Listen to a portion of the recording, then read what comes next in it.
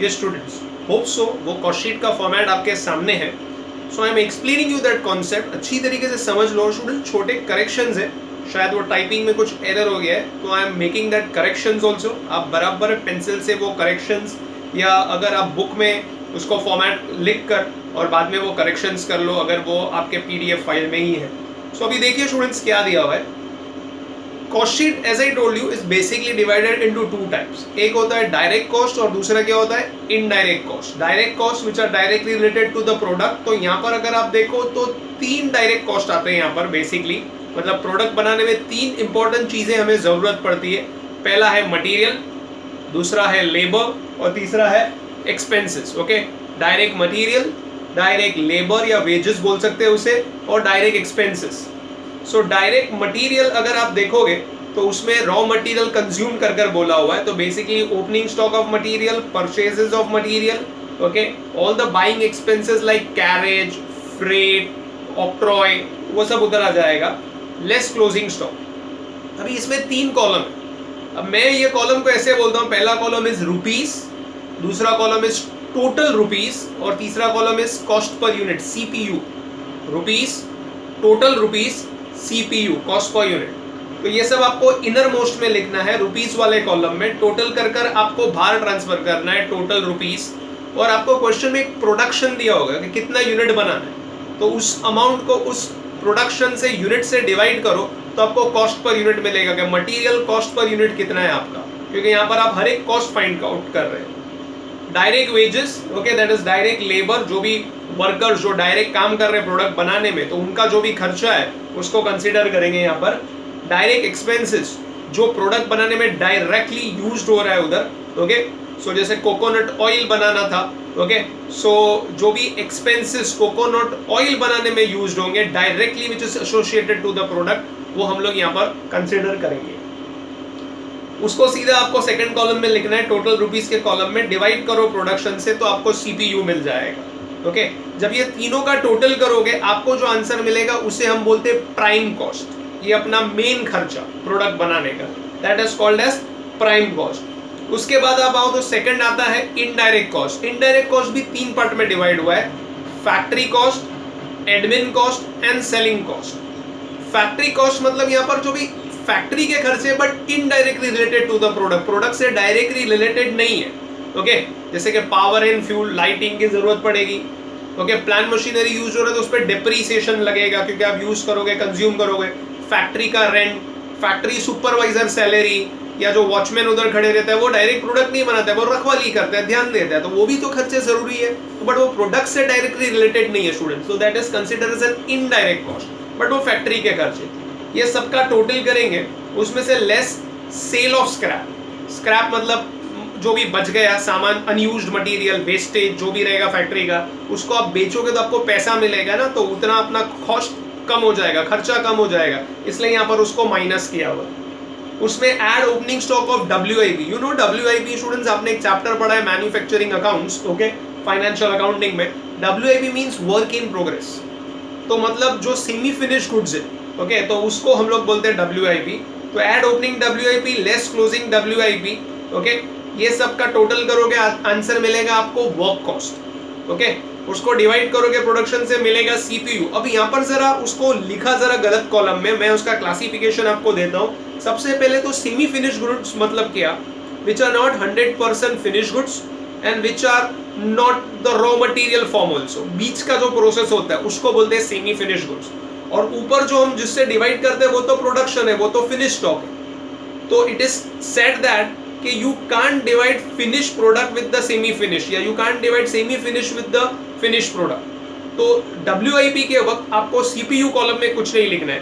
तो उसका मैंने करेक्शंस इधर किया हूं स्टूडेंट्स, आप उसका करेक्शन इधर कर सकते हो आपके शीट में. तो इनडायरेक्ट कॉस्ट में 3 कॉलम अपने rupees, total rupees, CPU.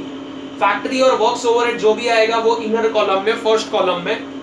Total आप उसका कर दो, उसमें से सेल ऑफ स्क्रैप माइनस कर दो. ये आउटर कॉलम में आपको मिलेगा टोटल रुपीस कॉलम में, डिवाइडेड बाय द प्रोडक्शन ऊपर जो दिया होगा, तो आपको ये CPU मिल जाएगा. उसमें add opening stock of WIP less closing stock of WIP total rupees column में सीधा लिखना है, उधर शीट में गलत दिया हुआ है या फाइल में गलत दिया है, make the corrections and there will be nothing in CPU column. Mind you students, WIP में CPU कॉलम में कुछ नहीं लिखना है, क्योंकि ऊपर जो प्रोडक्शन है वो फिनिश स्टॉक का है और WIP सेमी फिनिश स्टॉक है, तो you don't have to consider. मेरे नोट्स में वो भी पॉइंट दिया हुआ है मैंने, आप उसको भी एक बार रीड कर सकते हैं। Okay, so opening WIP less closing WIP, ये अमाउंट में आप प्लस माइनस करोगे तो आपको जो आंसर मिलेगा उसे कहा जाएगा वर्क कॉस्ट या factory cost. Okay, work cost या factory cost, that work cost factory cost is to be divided by the production, you will get CPU। I hope so ये आपको क्लियर हो गया है। तो इस तरीके से करना है, तो प्लीज आप इसको नोट डाउन कर दो किधर और वो करेक्शंस अकॉर्डिंगली कर लो। सम के वक्त ध्यान रखना, ये सब इनर कॉलम में टोटल किया, सेल ऑफ स्क्रैप अगर दिया है तो माइनस करके बाहर, divide by production, you get CPU। Opening closing directly second column, not nothing in CPU column, plus minus करके जो आंसर आएगा उसको हम बोलेंगे वर्क कॉस्ट और फैक्ट्री कॉस्ट। क्लियर है इतना? आगे आप जाइए। फिर दिया होता है second office overhead, admin overheads, office वाले खर्चे। ओके, तो जो भी ऑफिस स्टाफ जो एडमिन काम संभाल रहे, जो उनकी salary, printing stationery, depreciation on furniture, depreciation machinery ऊपर the students, I hope so that is clear. Machineries are used in factory, तो उसका डेप्रिसिएशन फैक्ट्री में चार्ज करेंगे। फर्नीचर्स आर इन ऑफिस ना, फैक्ट्री में तो हम फर्नीचर नहीं रखेंगे ना वर्कर को बैठने के लिए। Okay, furnitures are in office, तो that is depreciation will be charged in office. Okay, then the total, वो उसका टोटल करके बाहर करेंगे, डिवाइड करेंगे, CPU मिलेगा और फाइनल टोटल को हम कहेंगे cost of production. Okay, cost of production मतलब हमारी प्रोडक्शन कॉस्ट कितनी वो हमें यहाँ से पता चलेगी। एंड वेरी इंपॉर्टेंट स्टूडेंट्स, कुछ नहीं कहा जाएगा क्वेश्चन में, तो CPU हमको प्रोडक्शन तक ही फाइंड करना है, कुछ नहीं कहा जाएगा। तो CPU कॉलम प्रोडक्शन आप देखो उधर वो डबल अंडरलाइन करके क्लोज कर दिया है, कुछ नहीं कहा जाएगा तो CPU will be calculate till cost of production, आगे बोलेंगे तो ही हम आगे कैलकुलेट करेंगे। क्वेश्चन में कुछ नहीं कहा जाएगा तो डेप्रिसिएशन भी हम लोग ऑफिस में ही लेना है, खाली डेप्रिसिएशन वर्ड दिया है तो you will consider it as an administrative expense. अब मेंशन किया है मशीनरी है या फर्नीचर है या डिलीवरी वैन है, तो अकॉर्डिंगली हम क्लासीफाई करेंगे फैक्ट्री, एडमिन और सेलिंग में। आगे जाइए आप, add opening stock of finish goods, this is finish goods, less closing stock of finish goods, you get cost of goods sold. Finally जो गुड्स बेचे उसका कॉस्ट कितना है हमारा, CPU बोलेंगे तो ही निकालना है, नहीं तो नहीं निकालना है। सेलिंग ओवरहेड्स में फिर सेलिंग एक्सपेंसेस आएंगे बेसिकली, और advertising, commission, carriage outward, depreciation और डिलीवरी वैन होगा तो इधर आएगा।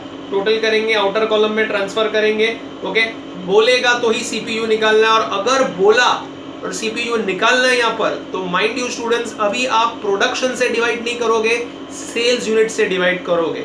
Till cost of production you will divide by production, after that if you want to calculate CPU you will divide by selling units. Remember sir, question में selling unit नहीं दिया, तो अगर नहीं दिया तो फिर अज्यूम करेंगे हम जितना प्रोड्यूस किया उतना पूरा का पूरा सेल्स किया, that means production and selling units are same, तो आप उससे डिवाइड कर सकते हो। बट अलग से सेलिंग यूनिट दिया है या इंफॉर्मेशन दिया है तो सेलिंग यूनिट से डिवाइड करने का, तो याद रखो till production you have to divide by production. Okay, and after production if you want to calculate CPU you will calculate by selling units. उसको टोटल करेंगे, मिलेगा आपको टोटल कॉस्ट या कॉस्ट ऑफ सेल्स बोल सकते हो उसे। उसमें add up your profit, you get sales या सेलिंग प्राइस या MRP, जो अभी हमने डिस्कस किया था वो हमें यहाँ से मिल जाएगा students. I hope so the format is very much clear, only a few corrections, please do note down the corrections। पीछे आपको देखो एग्जांपल्स दिया हुआ है, फैक्ट्री में क्या क्या चीज़ें लेनी है, एडमिन में क्या क्या चीज़ें आएगी, सेलिंग में क्या क्या चीज़ें आएगी, मैंने पूरा लिस्ट दे दिया है। आई होप सो स्टूडेंट ये एक बार आप देख लो, एग्जाम में इसके बारे से कुछ नहीं आएगा, तो मैंने हर एक चीज़ या सब में जो जो आता है वो सब मैंने कवर अप कर दिया है मेरे शीट में, तो वो प्लीज़ आप बराबर उसको फॉलो करो तो आपको प्रॉब्लम नहीं आएगा। अभी इसमें कैसे इनिशियली हम लोग क्वेश्चन करेंगे तो क्लासिफिकेशन वाले क्वेश्चन करेंगे, खाली आप आपको फॉर्मेट बनाकर क्लासीफाई करना है फैक्ट्री, एडमिन, सेलिंग अकॉर्डिंगली, और उसका कॉस्ट फाइंड करना है। स्लोली ग्रेजुअली एडजस्टमेंट वाले क्वेश्चंस आएंगे तो वो थोड़े कॉम्प्लिकेटेड क्वेश्चन है, बट जब तक फॉर्मेट पे ग्रिप नहीं होगा तो चैप्टर में मजा नहीं आएगा। तो फॉर्मेट आप अच्छी तरीके से प्रैक्टिस करो, एक दो बार देखकर, बिना देखकर, लिखकर प्रैक्टिस करो, क्योंकि एक बार फॉर्मेट आपको समझ में आ गया स्टूडेंट्स, अपना काम इजी हो जाएगा। तो फिर वो एडजस्टमेंट वाले क्वेश्चन में फिर हम वो एडजस्टमेंट पे क्वेश्चन करेंगे, फॉर्मेट पे ज़्यादा ध्यान नहीं देंगे क्योंकि हमें फॉर्मेट आता ही। तो इसमें अलग अलग टाइप के क्वेश्चन है, फिर जैसे जैसे जो टाइप एग्जाम्स में या जैसे हम करते जाएंगे सम्स, वैसे मैं आपको उसको समझाते जाऊँगा तो आपको बेटर समझेगा कि ये कॉन्सेप्ट क्या है, फिर उससे रिलेटेड क्वेश्चंस करेंगे। तो पहले इनिशियली 2-3 क्वेश्चंस हम लोग फॉर्मेट बेस्ड करेंगे, तो फॉर्मेट पे अच्छी ग्रिप कर ले तो पहले आप उसको अच्छी तरीके से प्रैक्टिस कर लो। I hope so इतना concepts are very much clear of this topic Kaushik. So next time onwards we'll be starting with the question. One extra question I am sending you and remaining rest of the questions we are following from the sheet itself. तो बस वो एक extra question है और ये बाकी sheet के question follow करने हैं। Again and again I am telling whatever questions we are solving from our sheet exams में बेटिंग स्टूडेंट्स में से ही आपको पूछा जाएगा। तो trust the students and please follow that. Okay, अच्छी तरीके से प्रैक्टिस करो तो then there is no problem facing any kind of exams. Okay, so that's all from my side students. Next time continue करते with 2 questions. So practice the format, go through the theory. Any doubts we can discuss in the live lecture or you can call me. Goodbye students.